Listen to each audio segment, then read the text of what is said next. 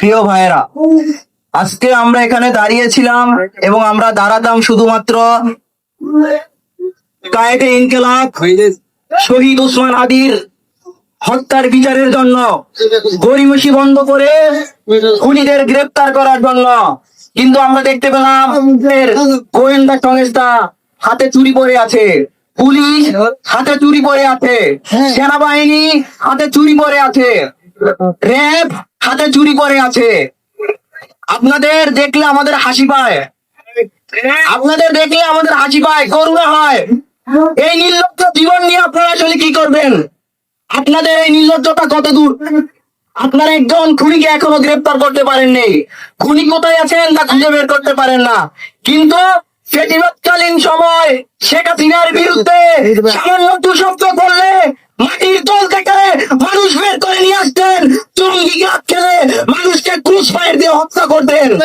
আর এখন আপনাদের সেই সিংহের গর্জন কোথায়? সবাই বিড়াল হয়েছেন। আপনাদের যদি বিড়াল হতে হয়, ইউনিফর্ম খুলে ফেলেন, এই উর্দি খুলে ফেলেন। এদেশের মানুষদের যদি নিরাপত্তা দিতে না পারেন, তাহলে আপনাদের আমাদের দরকার নাই। আমাদের নিরাপত্তার পথ আমরা তৈরি করে নেব। আমরা মাংসের মতো রেড আর্মি তৈরি করবো।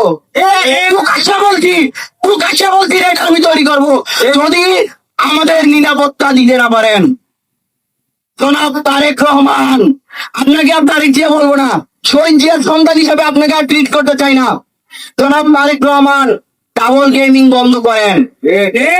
শহীদ ওসমান হাদির কবর জিয়ারত করতে আসবেন, আর আপনার নেতা কর্মীকে দিয়ে জুলাই বিপ্লবীদের কটাক্ষ করবেন, ওসমান হাদিকে কটাক্ষ করবেন, ওসমান হাদির হত্যাকে নিয়ে কটাক্ষ করবেন, মেটিকুলাস ডিজাইন বলবেন। হ্যাঁ, আমরা সবকিছু মেটিকুলাস ডিজাইনের মধ্য দিয়ে শেখ হাসিনাকে উৎখাত করছি।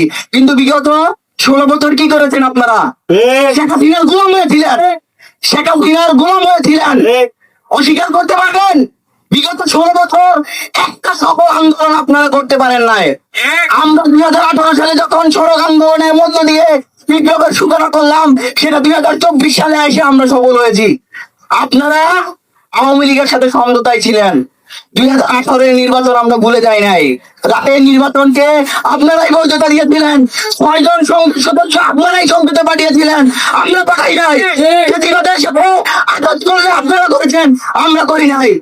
জনাব তারেক রহমান, আপনি ডাবল গেমিং বন্ধ করুন।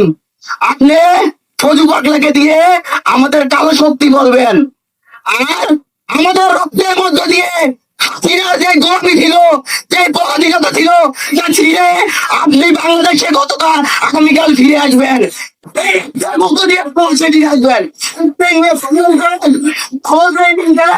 এইসব ডাবল গেমিং বন্ধ করেন। আপনি তারেক রহমান, এবং এই দেশের বাংলাদেশের রাজনৈতিক দলগুলো আমাদের সাথে যে পরিমাণ বেয়াদবি করেছে, অকৃতজ্ঞ আচরণ করেছে, তা বলে শেষ করা যাবে না। আমাদের কারণে আওয়ামী ফ্যাসিবাদ উৎখাত হয়েছে। আমাদের পায়ের নিচে 100 বছর বসে কৃতজ্ঞতা প্রকাশ করলো আপনাদের, আমাদের অবদান শেষ হবে না।